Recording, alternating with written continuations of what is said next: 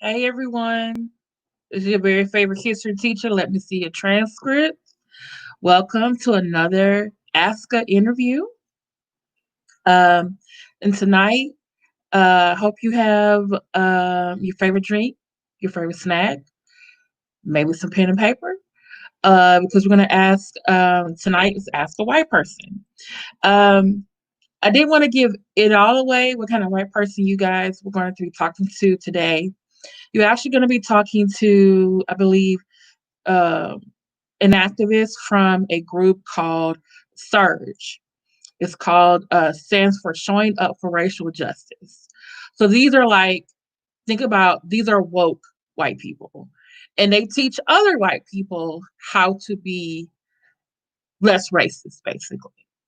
And we're going to talk today. It is a national organization. It has different chapters. That's okay, Barbara. I understand. You can always catch the replay or just listen in the background. And first, we're going to talk to Than. He is a member of Surge HTX, the HTX chapter of Surge, because they have different chapters and affiliates across the country. Okay. We're also going to talk to another member of the Surge HTX group called Kathy. Okay. Remember, I'm also going to make sure that I put the link in the description. I think I put their information in the description, but I'll also ask them for it again because there is a website that people can go to. Maybe you have a white friend that maybe you needed their services, or maybe is wanting to be woke for the very first time and doesn't really know what to do.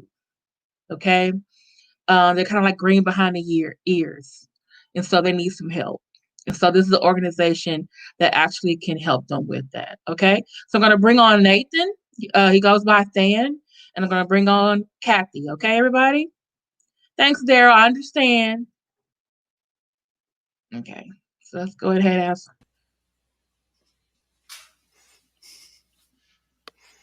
Hi. Hi. Hi. Let me take that off of Hello. your face. So it's not covering everything. Okay. Than and Kathy, can you hear me? Yes. Yes. Okay. Am I loud enough for you? Yeah. Mm-hmm. Okay. Um, those of you in the comments, are we loud enough, or do we need to put our earphones on? Might be a little bit of a delay with that. Okay. Hey, Aisha, Leo, Dr. Bar. Okay. Than and Kathy, can you go ahead and introduce yourself, or whoever wants to go first? You want to go ahead, Kathy? Sure. Yeah, I'll go first. My name's Kathy. My pronouns are she, her, Kathy McDougall. And I'm one of the founding members of Surge HTX, which we'll talk a little bit more about, I'm sure. And that's about it. We've been around since about 2015, 2016. Um, so yeah, that's us. And my name is Nathaniel Velakos, and I go by Than. I also am one of the early members of Surge, um, and Kathy and I are both on the coordinating leadership group of Surge. Okay. How did you both, you said 2015, how did you both decide why and when you wanted to start a chapter of Surge? I can kind of speak to that a little bit. It was for me, so this is a little bit before Than got involved, but for me, Sandra Bland stuff had just happened in Waller County. And to be quite frank, there was some missteps and some things that I had seen as a new, kind of newly awakened white person to racial justice. And I had seen some missteps, and I thought that, and it was talked about that maybe like white folks should be calling each other in a little bit, and doing this work together. And so that's really kind of what happened for me. And once that happened, I kind of got a few people together. We started meeting regularly. And then from that group came another group, and we started having our first meetings. That's whenever Than got pulled in. Um, and then, unfortunately, we had Alva Brazil and Alton We Sterling did. shootings right about that same time. Sure did. And so, as you can imagine, a lot of people were kind of like newly, like, what's going on? Oh my gosh, what should we do? Like those types of things. So that was some of our first meetings were like along those times. Okay. And for those of you who don't know, a lot of people know Sandra Bland. She was going to Prairie View A&M to start a new job, and she got pulled over by a Waller County, was it sheriff or constable? And she was arrested, and then later on they found her dead. Waller County said it was suicide, but everyone else feels like it couldn't have been suicide. And so they started doing say her name, say her name. But then in Houston, we had another incident of an African American man out of Brazil being shot by police. He was armed. He was looking for someone who had stole something from him. The police told him to put his gun down. And to me, the tape looked like he was putting it down. That's just me. But they shot him. And the tape, some say, is kind of fuzzy. And so, I think, was Alton Sterling Baton Rouge? That's Yeah, right. Alton Sterling was Baton Rouge, and that was the man that was selling, I think, CDs or something outside of the store. And someone called the cops, and again, another shooting of another, unarmed. This time he really was unarmed. He had nothing, black man. So just to give the people in the audience some background history. I appreciate Dan, that. how and why did you get involved? So, a really important part of my own journey has been learning about the history of apartheid in South Africa. And I lived in South Africa for a year from 2013 to 2014, and went a few times before that as well. And as I learned about that history, so apartheid was really a legalized form of white supremacy. And as I learned more about that context, I couldn't help but want to apply those lessons to our own context in the US. And I was coming back into the country right after Mike Brown, right after Ferguson, and just really felt committed to like doing my part in my own context when I got back to the US, and really found a similarly minded group of folks with Surge HTX. Okay. And how many members do you guys have now? Well, we have on our email serve thousands of people, Mm-hmm. but we wouldn't necessarily call those our members. I think our regular member group is actually pretty small. We tend to have a lot of people show up to meetings that don't necessarily stay really engaged. Mm-hmm. I would say our member group is probably like 15, 20 folks at the most. Okay. But again, then we have this big listserv and a big Facebook group, but so it looks really inflated, but Mm-hmm. it's really not that many people that are Uh, really, committed to the work, you know? yeah. Do you tend to have more people show up after an incidence of police brutality on a person of color? Undeniably, every time there's a high profile shooting like this, Mm-hmm. people just kind of stream in. And those we always see kind of a new influx of people every time a high profile shooting happens. Do you ever have someone who comes and maybe thinks like, okay, I'm not really racist. I don't need this. Has everyone ever expressed that to you, or do they just not come back? Hmm. I don't I've never heard anybody like really push back, like come to a meeting and like really push back on the work that we're Mm-hmm. doing. I think most people that come to a surge meeting come because they believe in racial justice. They want to work for that. They want to find a community for that. Um, so I can't. I guess if anybody disagrees, like you said, they probably just don't come back. We definitely get sometimes like what's similar to tone policing, where it's basically like, well, why are you using the word racist? And can we just not talk about it like that? And we're just like, no, this is how we're gonna Really? talk about it. And we have Mm-hmm. some value statements that kind of help us. We tend to use them, especially when we're having a big influx of people. And we just kind of are like, this is the values of like anti-racism work and like class. We're going to engage class, we're going to engage intersectionality, we're going to engage all these things. We have a policing statement for that exact reason, so that people kind of know what they're getting involved with from the very beginning. um, so it's like, yes, we're going to use these words. Do you ever get pushback from the word privilege? Will you say white privilege as well? I feel like we used to. I feel like 5 years ago, we definitely would Hmm. have.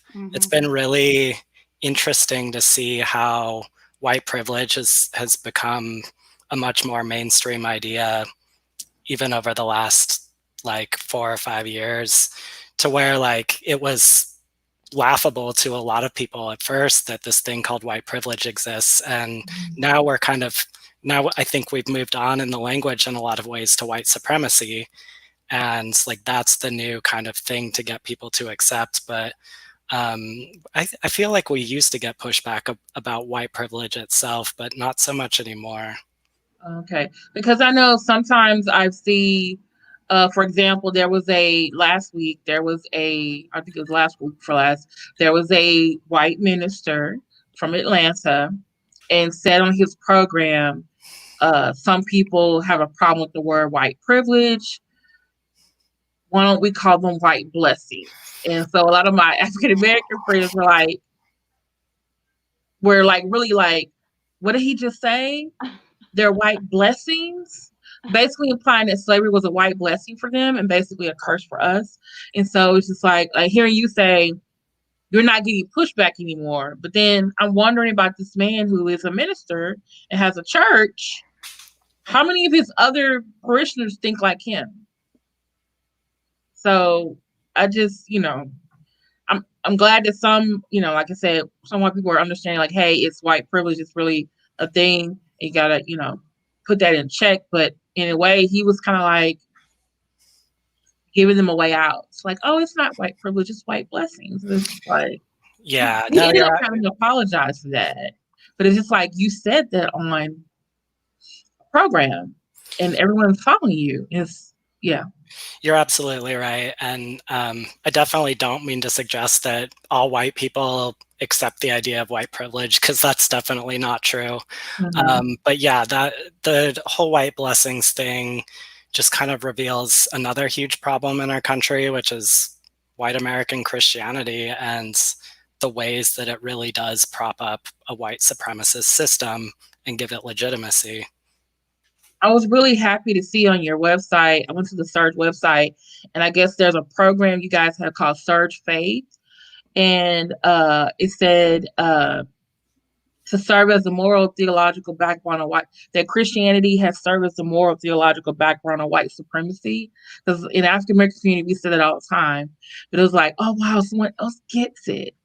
And but I also like what you said about intersectionality and also working with other faith-based groups. How have you worked with other faith-based groups in Houston? Well, we haven't done as much work. What you were reading with Surge Faith is like the International Surge Faith, which is Okay. Ann Dunlap leads that, and I Mhm. highly recommend it. There's a podcast, Oh, especially for, I mean, basically for Christians, white Christians. It's really that are interested in like anti-racism, and kind of deconstructing that within their faith. Um, and it's just really powerful. We haven't done as much of that with Surge, even though, as Than can mention or like, bring in, many of us are active in faith communities, and but we've tended to keep our chapter less faith oriented. Maybe Than can like speak to that a little bit more. We definitely have. I feel like we have, like, there's a lot of folks who are Christian in Surge HDX. There's a fair amount of folks that are like atheist or agnostic. I'm not sure if we have people with other religious commitments, and like interreligious work just hasn't been something that we've done at this point. But for quite a few of us, I think our anti-racist work is part of how we understand our faith, and it's just a really important part of what it means for us to follow Jesus, for those of us that do follow Jesus. And also kind of bringing anti-racism into our church communities is really an important and central thing that we talk about a lot. So it's not just like our friends and our family, and we're kind of like anti-racism affects all of that, and then it also affects kind of like our broader communities, like churches. That you're kind of like being anti-racist in all those spaces and all those places. Okay. What sorts of other programs do you do in the Houston community that they don't like? I'm from Houston, so I know what you guys do, but just letting them know what how do you accomplish your mission? You're trying to show other white people like, hey, you need to be anti-racist. Uh, Black people and other people of color can't be the only ones telling y'all, hey, stop being racist. White supremacy is bad. White privilege is bad. So what do you do in the community to get that across to them? Well, I think that first of all, we are committed to kind of like taking the call of people of color within the community and broadly that has said, white folks, we need you to do this work. Like this, like racism is your problem, quite frankly, and we need you to do this work, and we need you to be actively doing this work within your communities. And so we take that seriously, and we do a lot of interpersonal work. But then, as far as like kind of things that we've done within the city, um, we I can kind of go back in time and talk about some of the campaigns that we've had where, like I said, we had Alva Brazil, Alton Sterling stuff, and we did a lot of policing work around that time and did like a timeline of policing, and worked with the widow of Alva, and did some fundraising for the widow of Alva. And then at some point Trump was elected. And so we did kind of a lot of after the election work, like what now, showing up in this movement moment was like a lot of the events that we had. And then we did a lot of stuff around immigration and family separation, and we worked with United We Dream quite a bit during that time. And then that led to a group called La Unidad 11, which is a immigrant rights organization with families involved in it. And they were doing Know Your Rights trainings, and we wanted to support them. Okay. So we actually formed a rapid response network for ICE activity, and we've been maintaining that. We still have it up and running and maintaining it. What does that mean? Rapid response. Like, It what do you means do? that, like, if people get a call if people have ICE show up on their doorstep, or if they have to make if they have to go into an immigration court and they're worried about it, that there'll be some support there. So we have a rapid response where if someone is gets a knock on the door from ICE, they can call the hotline, and it's really a group of families that we are supporting. Oh, okay. And so people will show up to just ask questions, or like interrupt it as much as possible. It doesn't mean that we're Okay. To stop stop the process from information, then being taken. but we're making Oh, it a okay. little bit Okay. harder.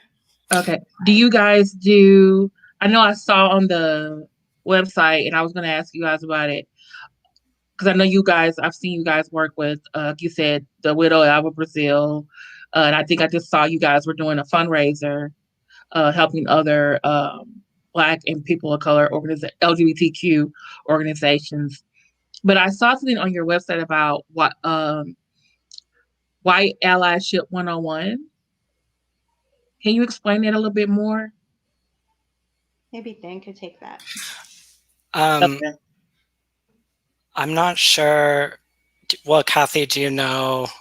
I'm not actually sure. Like, was that through our chapter or was that on the Or maybe national? it was just an article that you guys had, Well, and basically it was we definitely do like quite a bit like of what do you do to the one-on-one. newly woke people who show up? Oh Like yeah, what do you say to them when they come to your meeting and they're like, okay, I want to do something.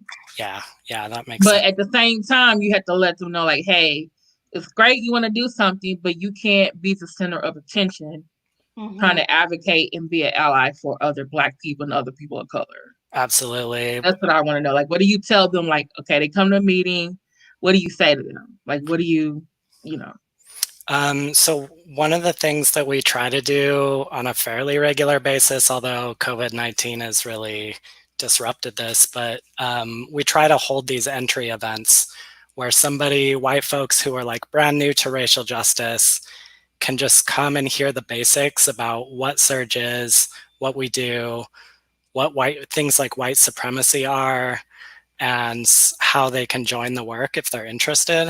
Mhm. And then another thing I'm really proud of is, and another piece of work that we were asked to do by local organizers is before some of these big marches, like before the rally for George Floyd, we try to hold like trainings or distribute handouts to white people about how they can show up to these events in a way that Oh, doesn't do damage to the messaging of the events or do damage to people of color, because oftentimes like newly activated white people will show up in these spaces with the best of intentions maybe, but they take up a lot of space, or they're mhm. taking selfies with police officers and shaking their hands. And just so we kind of like laid out some guidelines for them to say like, here's how you can show up to Okay, events and really show solidarity with people of color and not draw attention to yourself or detract from what okay. they're trying to do. But can you tell some of the people who are watching and listening, like, because what do you tell them? What are the things you tell them to newly woke people when they say, okay, we're going to this is a protest, George Floyd or Albert Brazil or Sandra Bland or Bashard Brooks, this is what you need to do. What do you tell them? Um, I think the first and most important thing we tell them is to follow the lead and direction of organizers of color. We're guests at their march, at their event, at their action. We're not leading it. We're not choosing the route. We're not choosing the messaging. We're there to support. So Mm-hmm. we follow their lead. We follow their directions. We align ourselves with their messaging. That's a really important thing. And then, like I was saying a second ago too, don't talk to the police. Um, don't don't thank them for their service. That's extremely damaging. Don't take pictures with Okay. them. Don't high five Mm-hmm. them. What else did we talk about in that handout, Kathy? It's also like don't interact with the press, because a lot of times as white people, like press will just come to you. They'll just be like, oh, you must be, like you're the only white person here, let me just go to you immediately. And so it's Okay. kind of like these things just happen and like center Mm-hmm. whiteness, so you have to kind of like really point out that to people, because they're not even aware of it. They're just like, oh, they just came to me because I must be like really like clearly, it's like, no, they're coming to you because you're white and they're centering whiteness. And so you have to deflect that and send them, hey, this is the organizer. This is these, why don't you ask somebody else? I'm not going to take an interview. Those types of things. And we also talk about, to be careful to, like, for instance, you are using chants and signs that are from your positionality. Like, for instance, you saw, like, there was a lot of white people that were wearing the I Can't Breathe shirt. And it's just kind of like, no, like, Okay. say something about solidarity, say something about, like, we encourage people to say, white silence is violence or something like that. Okay. Instead of, All so right. you're using chants and you're using signs that are more from your positionality, so that you're not, like, for instance, the white supremacists, like, co-opted the chant "Whose streets? These streets" from Black Lives Matter, and we're using those chants. So as a white person, when you're saying "Whose streets? These streets," you're actually duplicating white supremacy, so whenever that chant Wow. is, just to say, let's be quiet. Okay. I didn't even know they did that, but that's yeah. Just I mean, yeah. they co-opt everything, you know, like, they really do. So, did I say that chant right? Yeah. Um, yeah, like Yeah.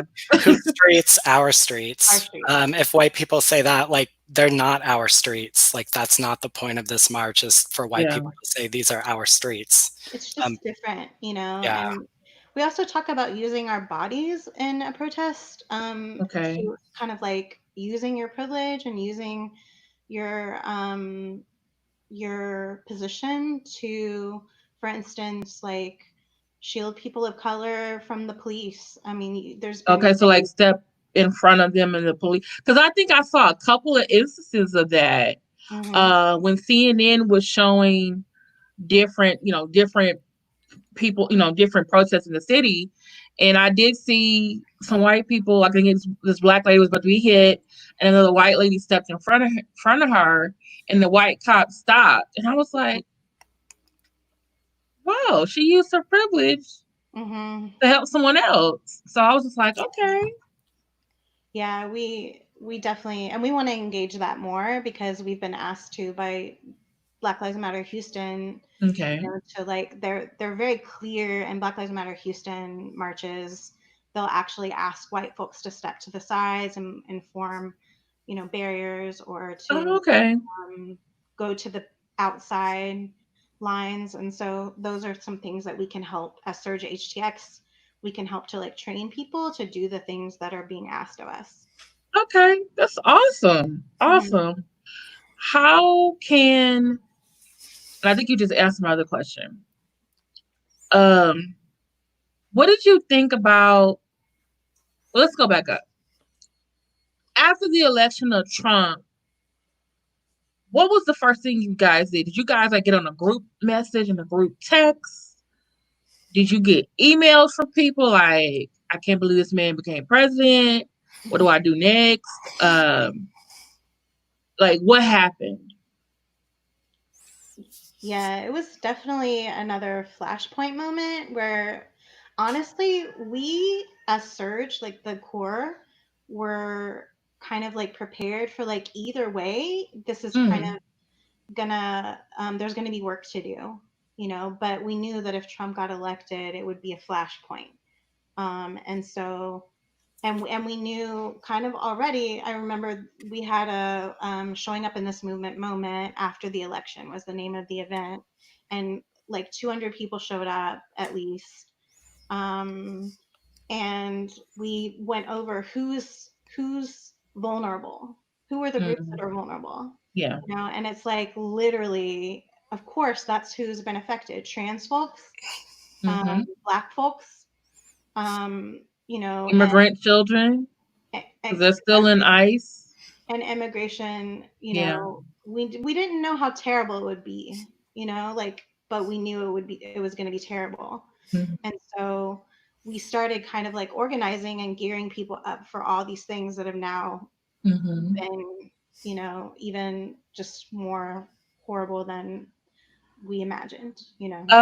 For a lot of African Americans, though, it's more or less the ones I talk to, the ones I read about. It's been like, we told you so.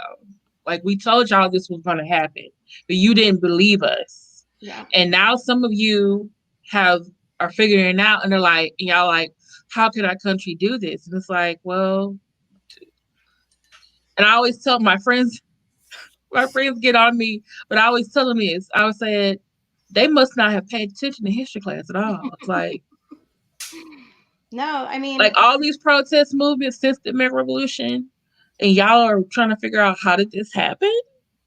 Like, we saw it coming. We were, yeah. And I mean, we almost like jokingly refer to it as kind of like the Great White Awakening, because it did feel like the election made a lot of, especially white women, just really like, I can't believe this is happening. I can't believe this is happening. But it was, and I feel like right. But it was weird, because then you still had, when I saw the statistics, it was like, oh, 53% of white women voted for him. And I was like, wait, what? Yeah. But then all my white friends that I know were not. And I'm just like, okay, do y'all need to go have a meeting with those other people? Because I'm trying to figure out. And then all of a sudden, I think it was like around 2017, that's when we saw the pink hats. I was like, who are these people in the pink hats? and they were marching. I was like, oh, okay, they woke up. They kind of, they got it.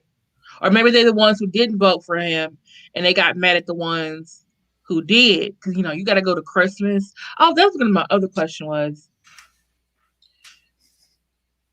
Okay, so we can't really do it now because of the COVID crisis. What can other white people do when they go to these family functions? Let's say it's 10 or less, and everyone's equal distance. And you got an older, we're going to say boomer or great generation age family member who says some very racist things. What, as a white person who's a little bit more woke, how do you address that?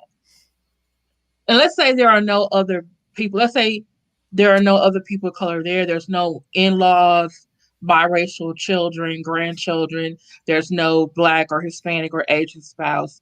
What should they, as a white person, tell the older person? And let's say they don't have dementia, they don't have Alzheimer's, they're just an older person generation, and they say something racist. What do you, as a woke white person, tell them? And this is for the white people who may be watching this, and also those of you, because there are white people who watch the show, but also because somebody, those of us who are Black are probably going to refer this video to their white friend, and they need to know, what do I say to my white? It can be my mother, my grandmother, my uncle. What do you say to them at the dinner table, or in the group chat, on the group message? July 4th is coming. What are you gonna say when it's, you're trying to have some barbecue and some potato salad? Like, what do you say to them? What should they say to them? I'm sorry, go ahead. You want to go, Than? You want me to? Sure. And unfortunately, I don't know if there's like a one size fits all kind of set of advice that we can give people in a moment like that. It's going to depend on who that person is, what your relationship is with them. If it's grandma, you have a particular set of strategies that are going to work well with grandma. If it's your dad, like you might know how to persuade your dad in different ways. But I would just say you have to do something. If you care about racial justice, you have to say something. You might not do it perfectly, but just try to intervene, try to give them your perspective and explain why what they're saying is incredibly damaging. If they have relationships with people of color, or they claim to care about people of color, you can draw on that. So I had a family member in a situation like this, and I really did appeal to his friendships with people of color and said, this is going to be really damaging to your relationships with your Black friends. And it works. I think it feels really scary and it feels really risky to have those conversations. Okay. But at the same time, I feel like white people are more receptive than ever to messages about racial justice. And it's worth taking the risk, especially if you claim that Black Lives Matter, you have to take that risk. Say something. Yeah, and I would say that that's what we spend a lot of time in our smaller meetings at Surge, talking about these types of things, like about your uncle and sitting around the table, and or your coworker that said something about a coworker using a race card. And it's what we mean when we say be anti-racist, to instead of being just not racist.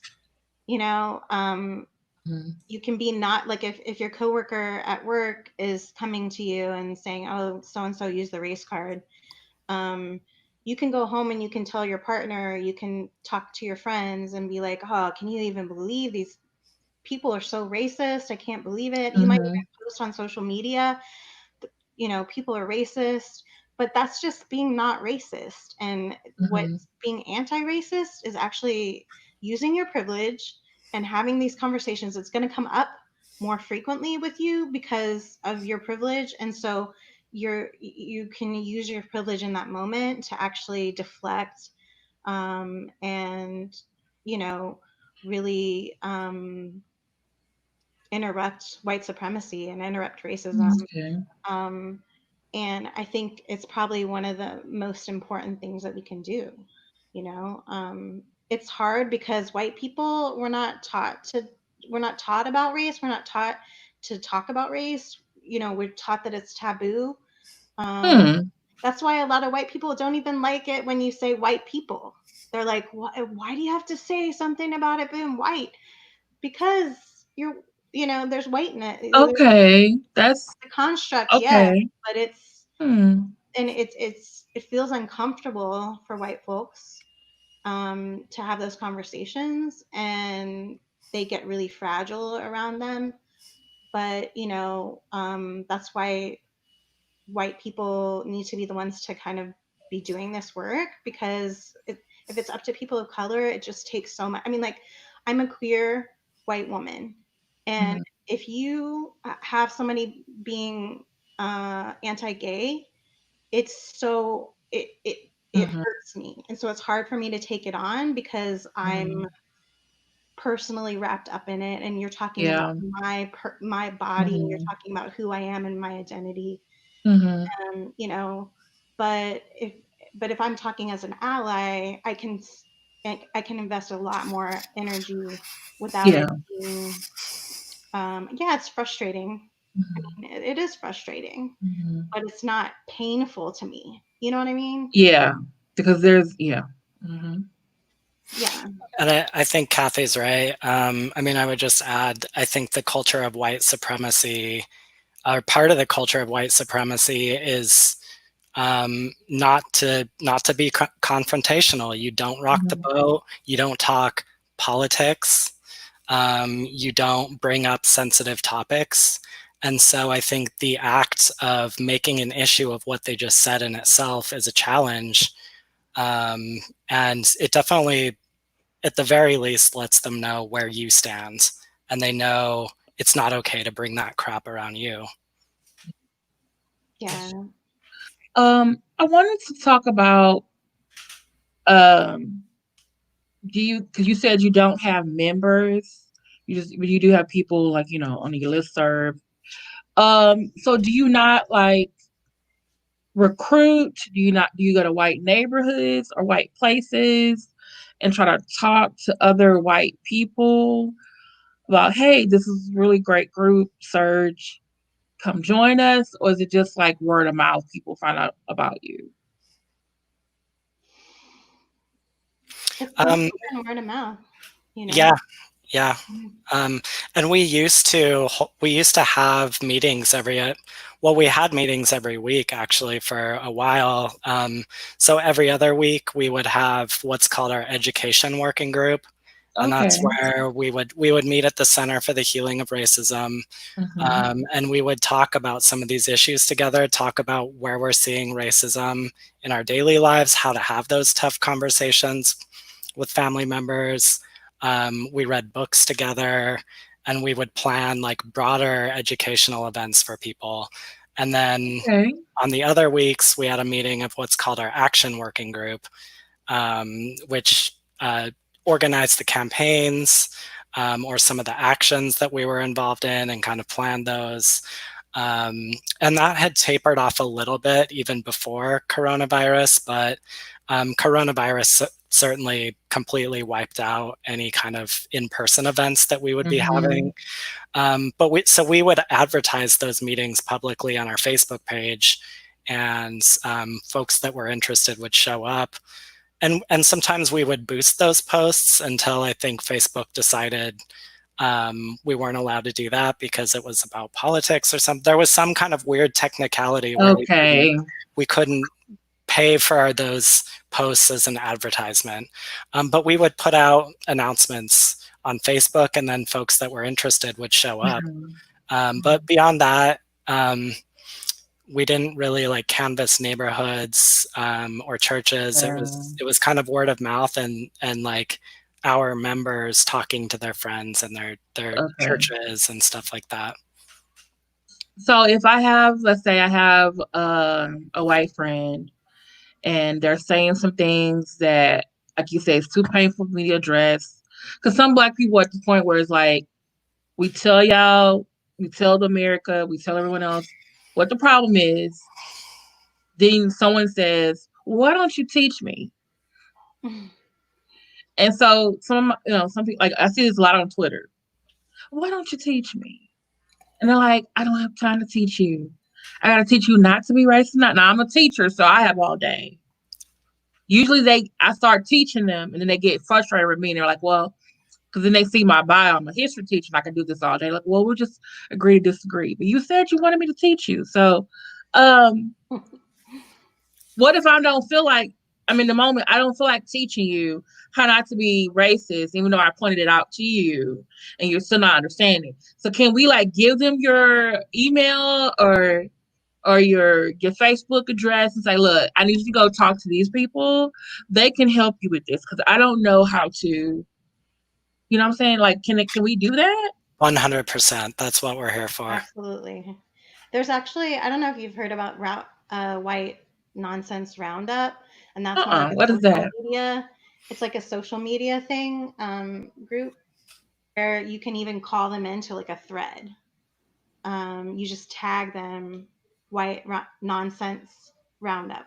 White Nonsense Roundup. Yeah. And they're on Instagram and Twitter and They're on Facebook. Twitter for sure. Yeah.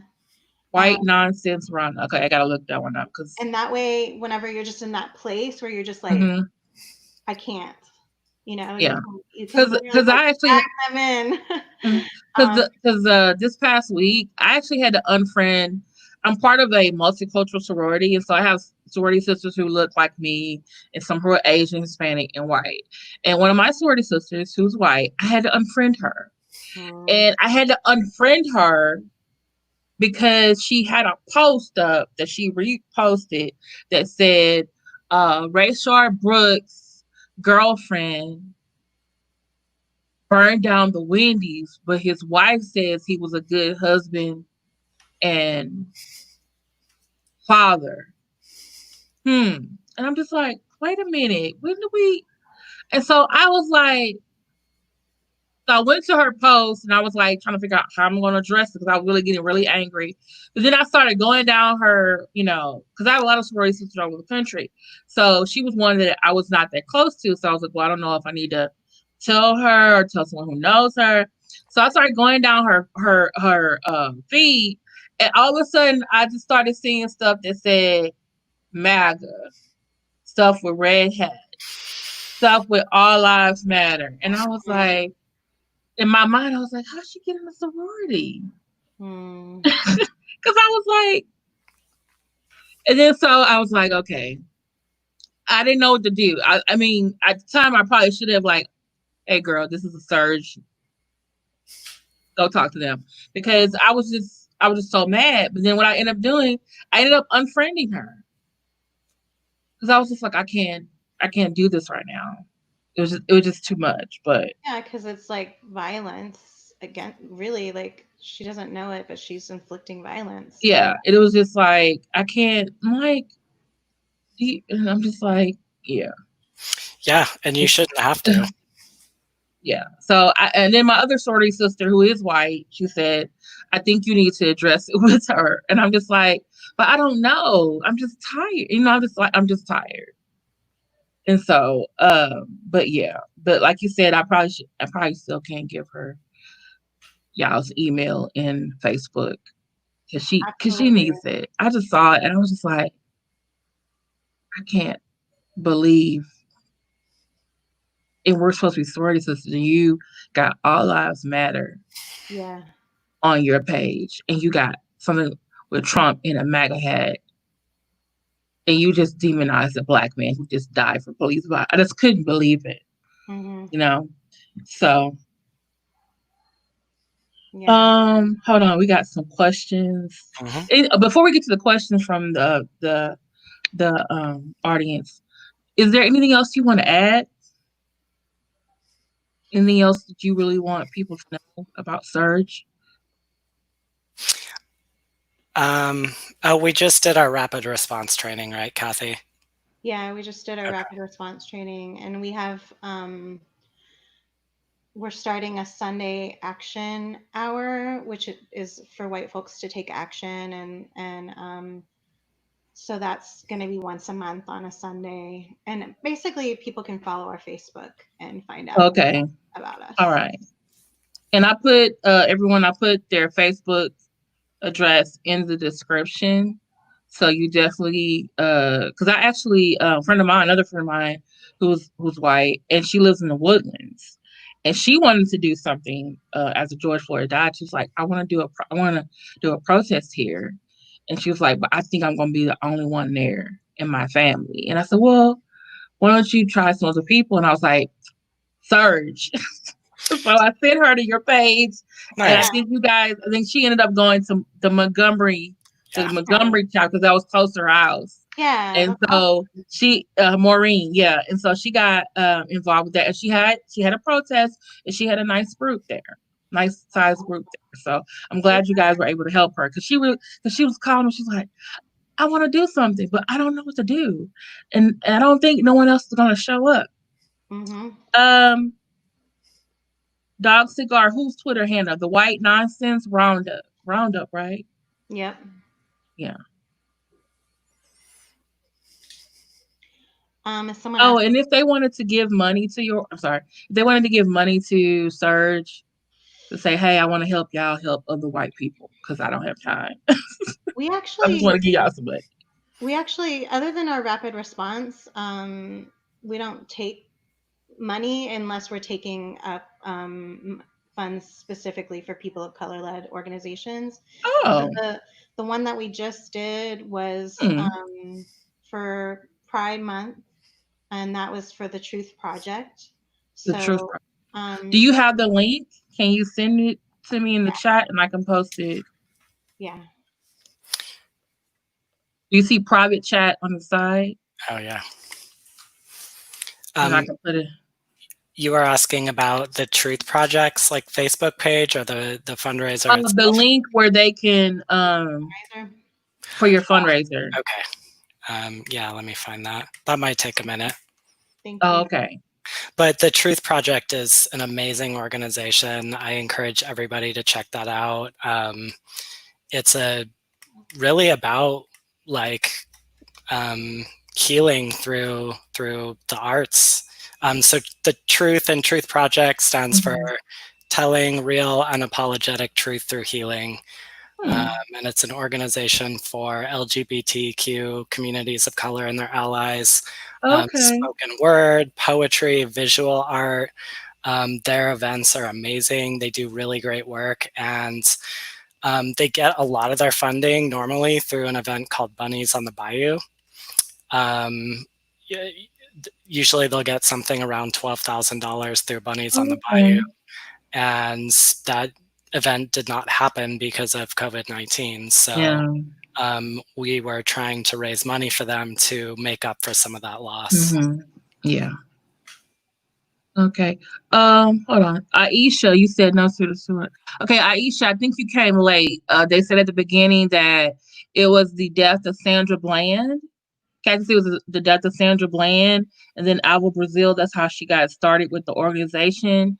And Nathan said he came back from South Africa, and he wanted to do something about the segregation here and discrimination here because it was similar to what was going on when he was in South Africa. I think you missed that part. There wasn't one question though that okay. Oh, okay.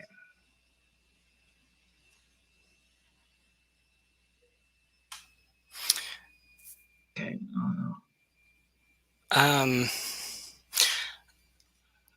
I don't. You know what a Karen is? Oh yeah. Okay. Yeah. No, absolutely. I don't understand the second question, maybe, but I would say I've absolutely been that really crappy, really problematic white person, undeniably. And like we have to be honest that we still have blind spots even now. Like just because we're in this organization doesn't mean that we're not going to make mistakes. We're going to mess up. We're not going to have all the answers sometimes, but all we can do is do what we can and be really receptive to getting pushback from people of color and taking criticism and feedback from them and really trying to learn from that. But I've absolutely been that Tim or Chad. Sometimes it's called a Chad. Is it called a Chad? Okay. I've seen it called a Chad too, but absolutely I've been that white male that's when confronted with my own racism, I've gotten, fragile, defensive, claiming it's not really a problem, all of that. And I've really been given a gift from a lot of the people of color in my life that have taken the time to teach me. And the way that I want to respond to that gift is really teaching other people. Oh, okay. Yeah, and I would just say my personal story is that I came out kind of like in my middle life. Before that, I was married and I have 2 children. I was married to a man. And so I came out as a queer woman later in life. And as a white kind of heteronormative passing or appearing woman, I suddenly was facing discrimination for the first time in my life. And I was like, kind of what we were saying earlier, where after Trump, white women were like, oh my gosh, can you believe how terrible it is? And everybody's like, people of color are like, yes, we can believe it, And that was me, I was like, I can't believe I'm facing this discrimination for the first time in my life. Can you believe it? And my friends of color were like, are you kidding? This is our life every day. And you not having to have faced it ever is really just a privilege. And and did that, just like Sam was saying, did the work of calling me in. And it kind of was that moment where you just have kind of like, and before that, I literally worked for a church. I was such a Karen, like liberal, white woman, worked for a socially progressive church that fired me for being gay. So, I couldn't have been more Karen, like literally. And still have, I'm still very, I'm always like, I'm a good white woman in recovery, it's kind of so yeah, definitely. Speaking of the Karens, and the Chads, the last month it's been off the wall. It's like one incident after the other. There's been a white woman upset, and I don't know. It is, and I guess the black people, or in one case, I think it was Native American, another one I think it was Hispanic, Asian. They keep having these instances. Why do you think it keeps happening? Like, because it gets filmed and goes viral.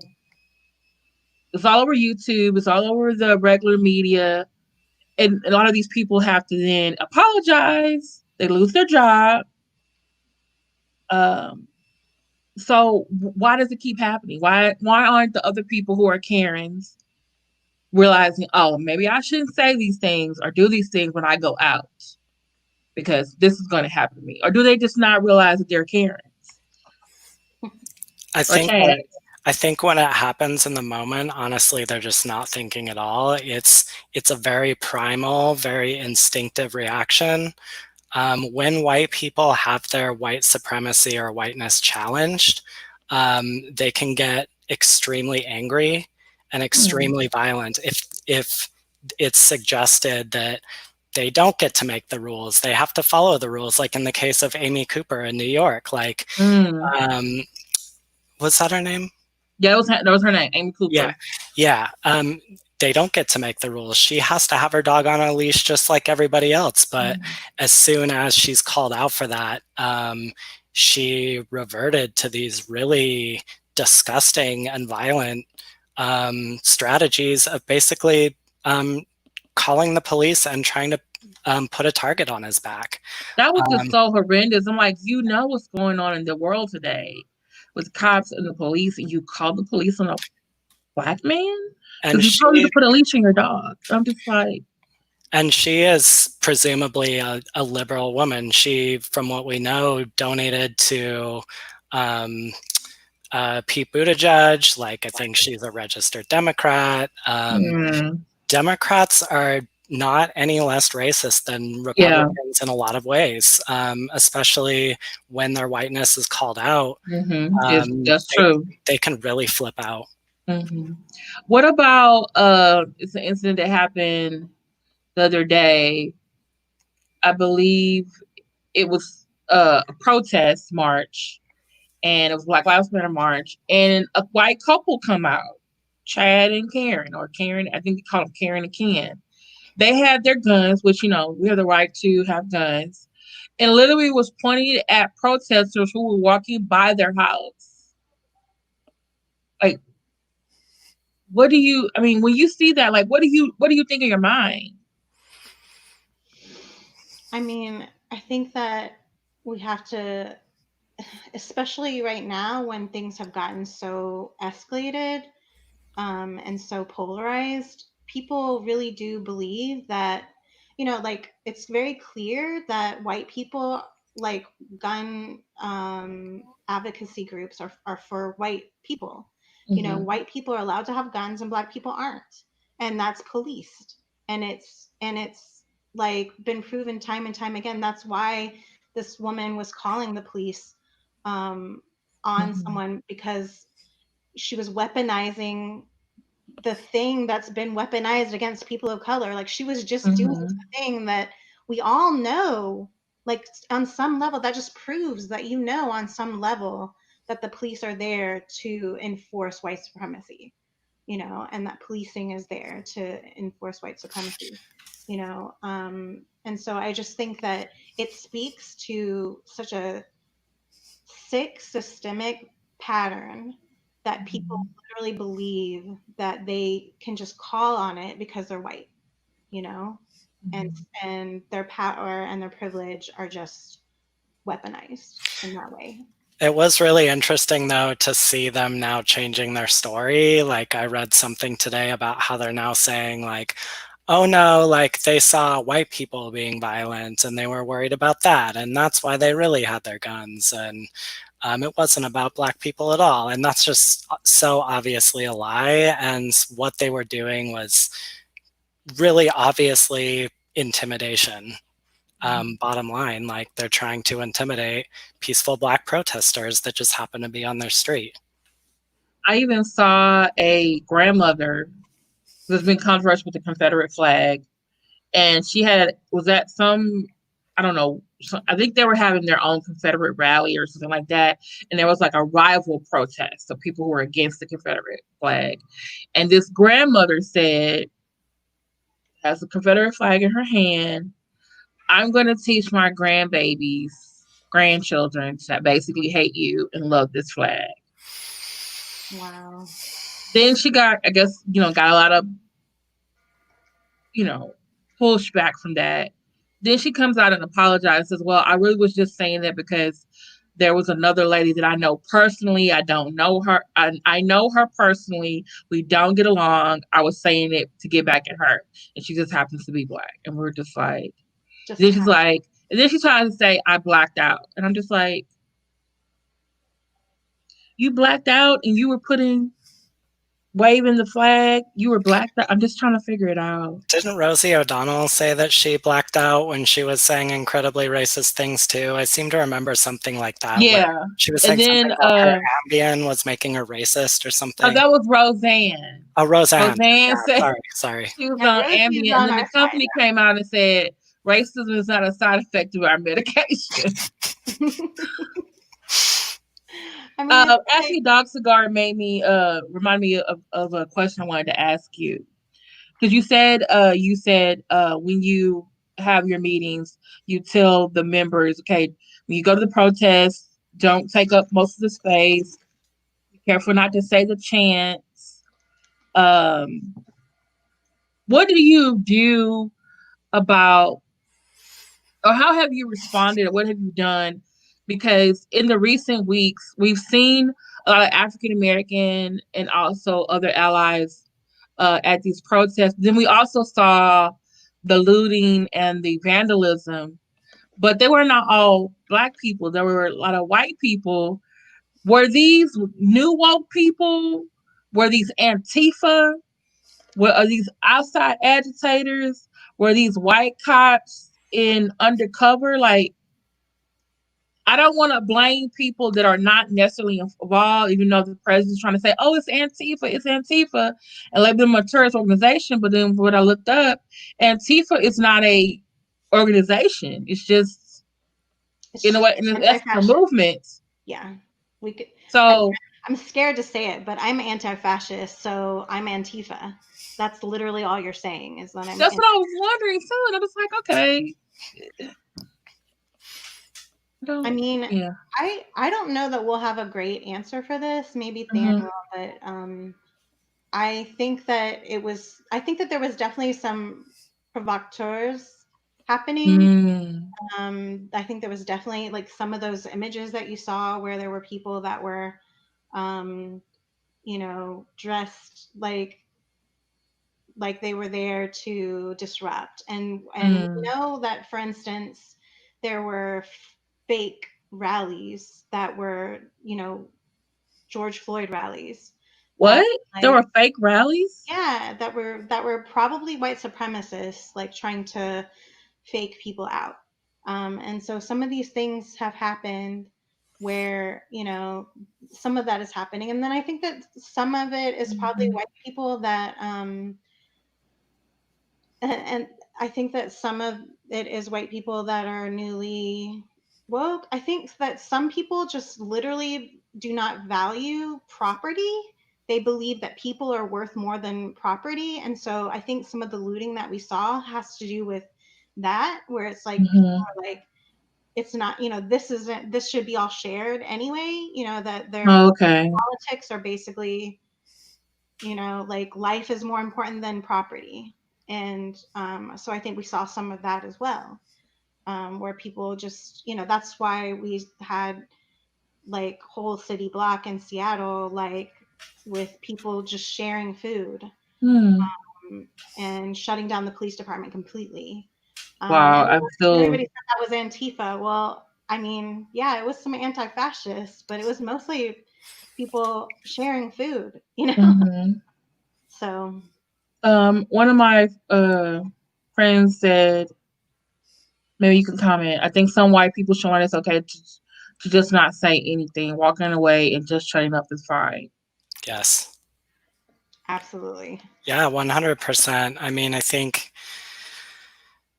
when a lot of white people first get activated around racial justice or decide that they want to do this work, the first thing that they want to know is, what can I do right this second?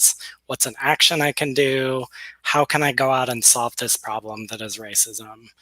And I think what we should really do is shut up. We should learn, we should listen, we should try to educate ourselves. And we don't always have to be the ones talking. In fact, we shouldn't be in a lot of cases, because we've done too much talking already. It's time to let other people lead. So I think shutting up is a good idea for a lot of white people a lot of the time. We should stand back and let other people lead. What do you think about the corporations or the removal of the monuments? Because it's like African Americans say Black Lives Matter. We want the police to stop killing us. But now it's come to conversations about blackface, movies, cartoons, monuments, Confederate flags. Is this part of a larger type of white privilege and supremacy that needs to be addressed? Or is it just like some white people can't do the not beating up Black people right now, but we can just take down the monument? Like, I'm still trying to figure it out. They're doing everything else but what a lot of African Americans and other people of color have asked them to do.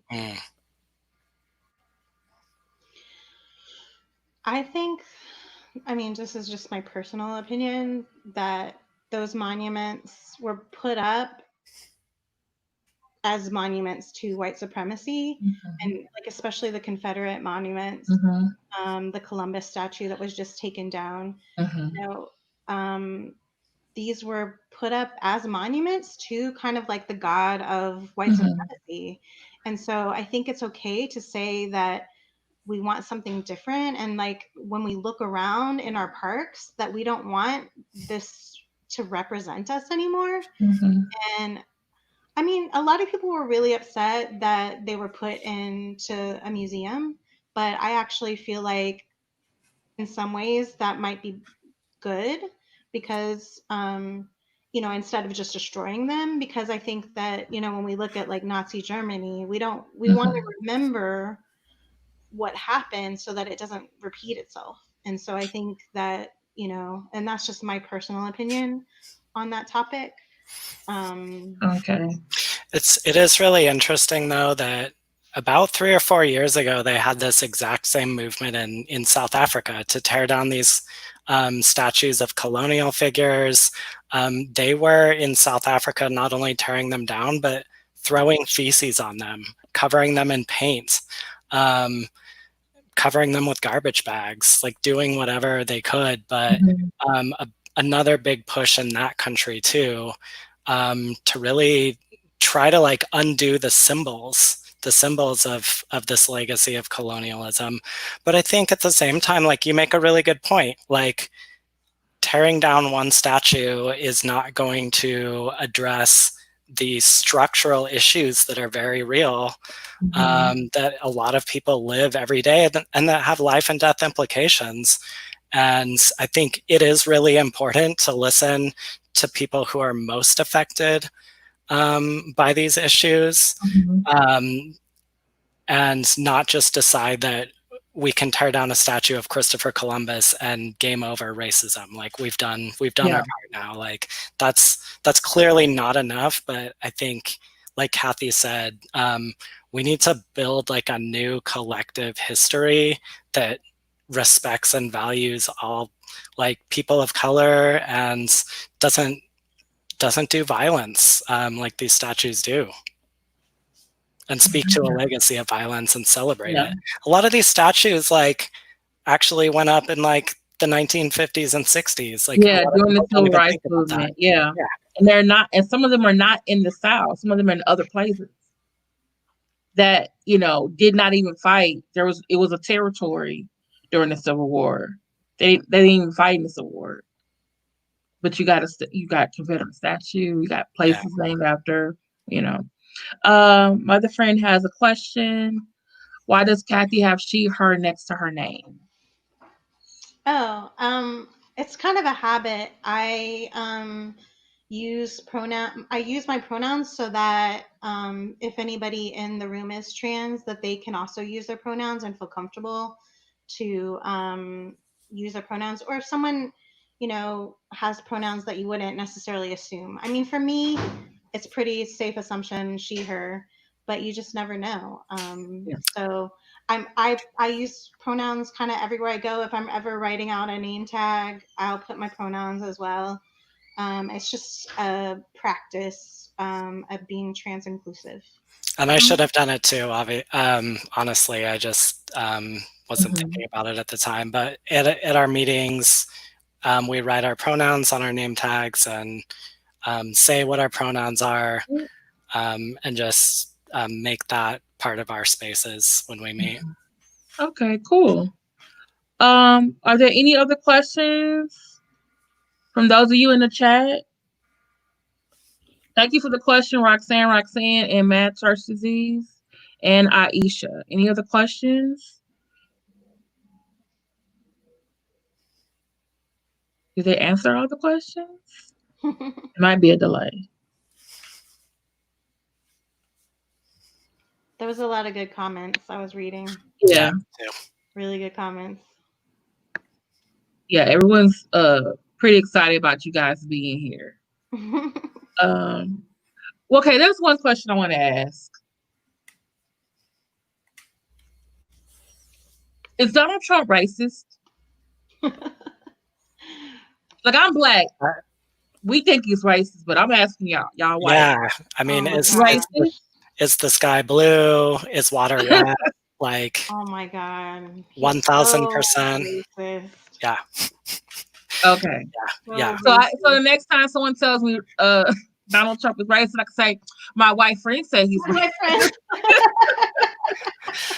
Stan and Kathy say he's racist, so yeah, he's right. I just want to know because I keep reading and I keep hearing Republicans who are normally pro-life and family values making excuses for what he's doing. I'm just like, because sometimes I wonder if I'm in a twilight zone, and I'm just like, okay. He's really like an expert at dog whistle politics, and he uses it so many times a day. It's so normalized. Like he's like this Chinese flu, like all of that. Oh yeah, the Kung flu. Oh my goodness. Oh my gosh, like it's disgusting. And the fact that that's our president, it's embarrassing. It's just, yeah. Yeah, that man is more racist than I think. Yeah. I mean, you look back over the last 4 years and you can just pull out hundreds of examples. There's the very fine people on both sides from Charlottesville.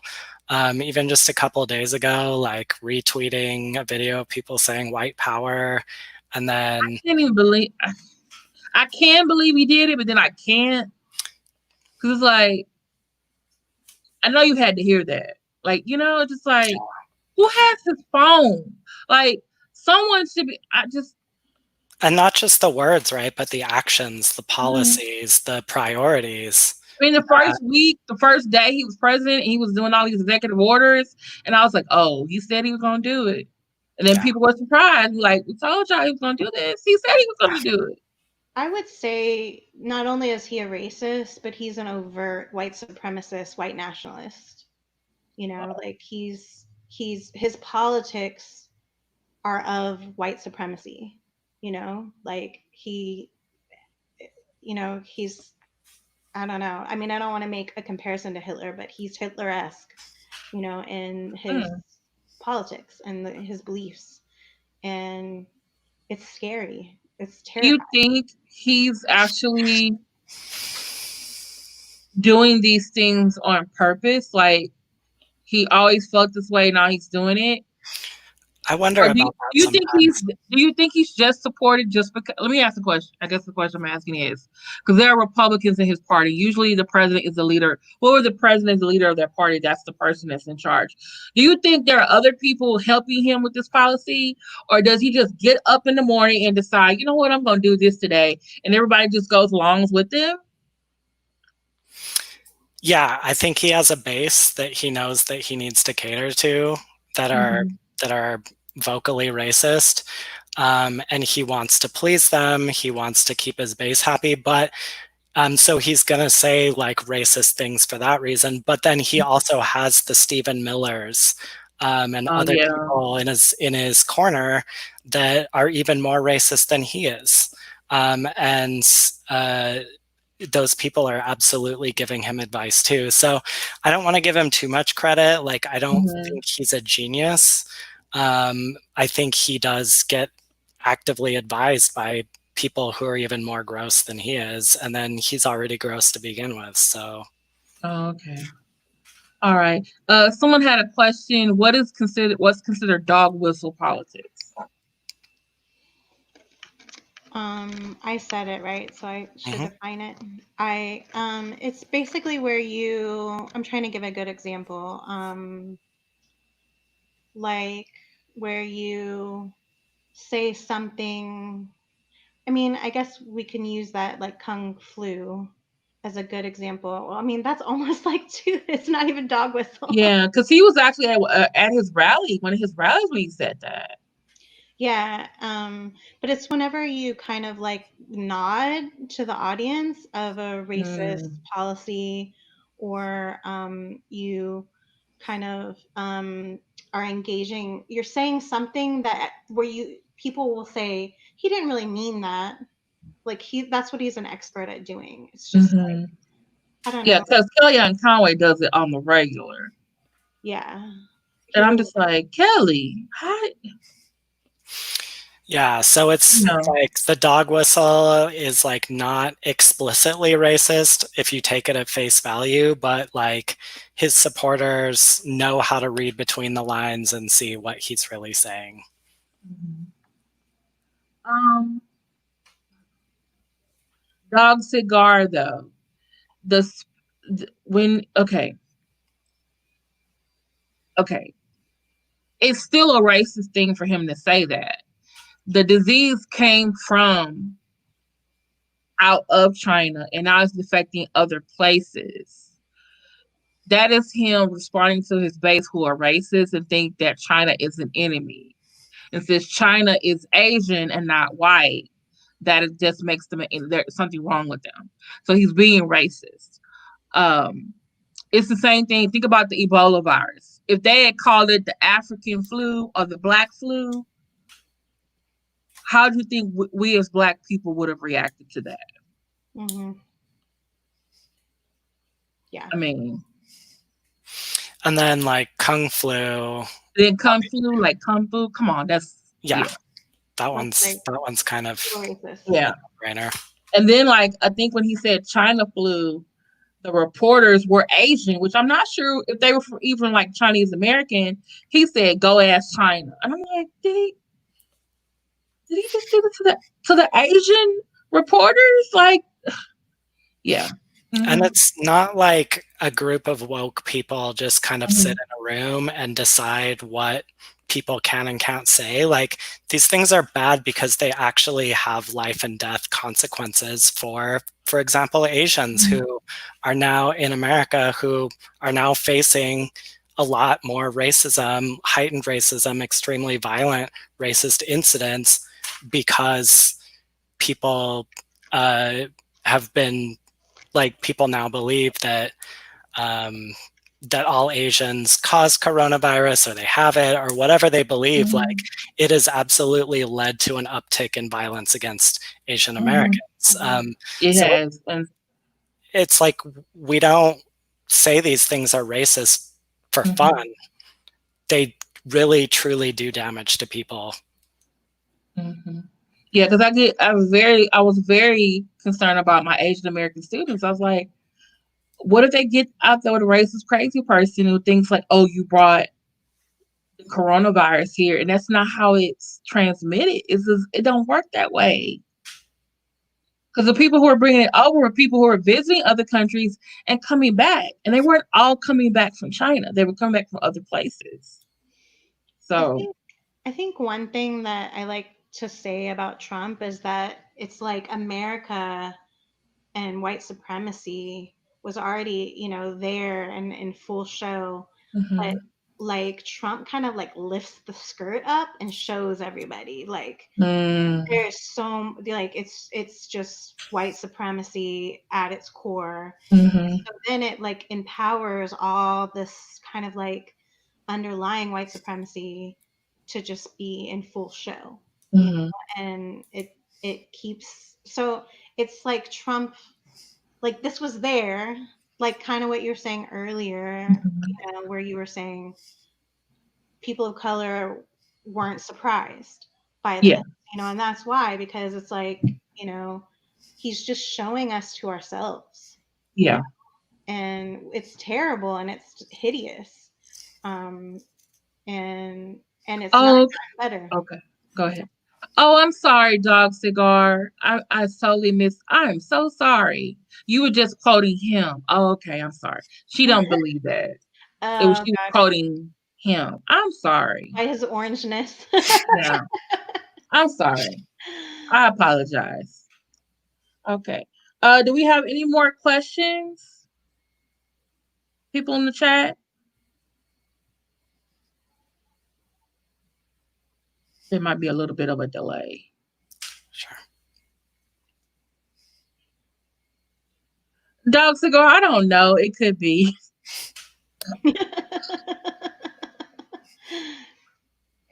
I bet you.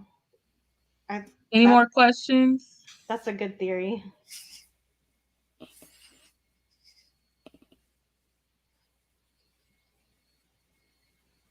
Okay. Well, if we don't have any more questions, um, thank you, Dan and Kathy, for coming today and letting me ask you questions and letting the people in the chat ask you questions as well. And you said that we can refer any of our white friends to you on Facebook and your email, right? That's Yeah. right. Okay. All right. Well, thank you so much for Uh, coming. Thank you very much for having us. It was And just a let me pleasure. know because I have this platform and I also have 4 other social media accounts. So if you need me to share something out to some people, I can. Okay. Thank you so much for all your work because me as a Black woman, even though I like to teach people, I get tired sometimes too. Okay. All Yeah, right. absolutely. Thank you so much. Thank you All for right. Thank you. Yeah. All Thank right. Yeah. you. Have a good night. You you too. too. All right. Bye. Bye. Bye. Hey, everybody.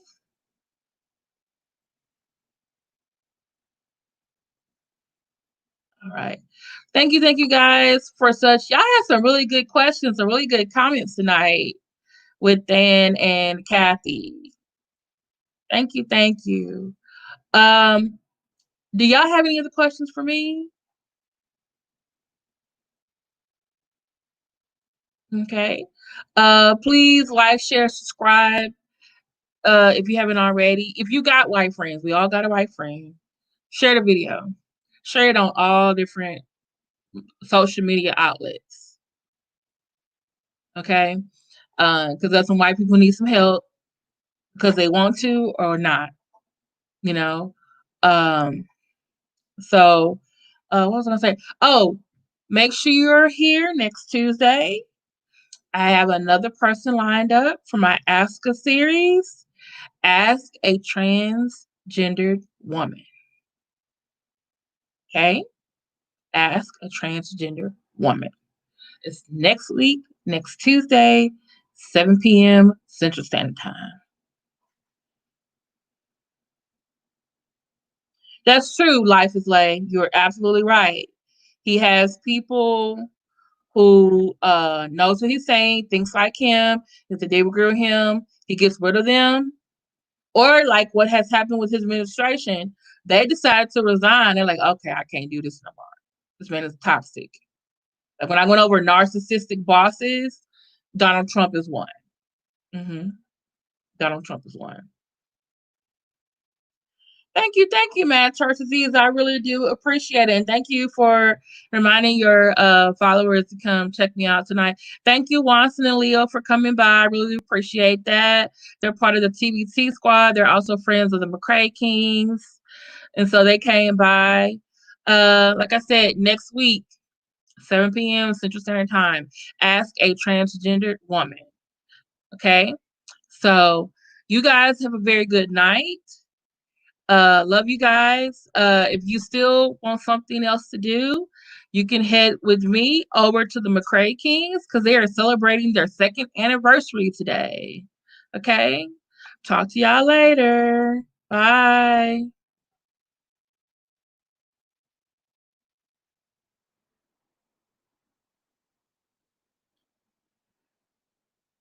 You can bring them on. You want to bring them on, Max Church Disease? You can.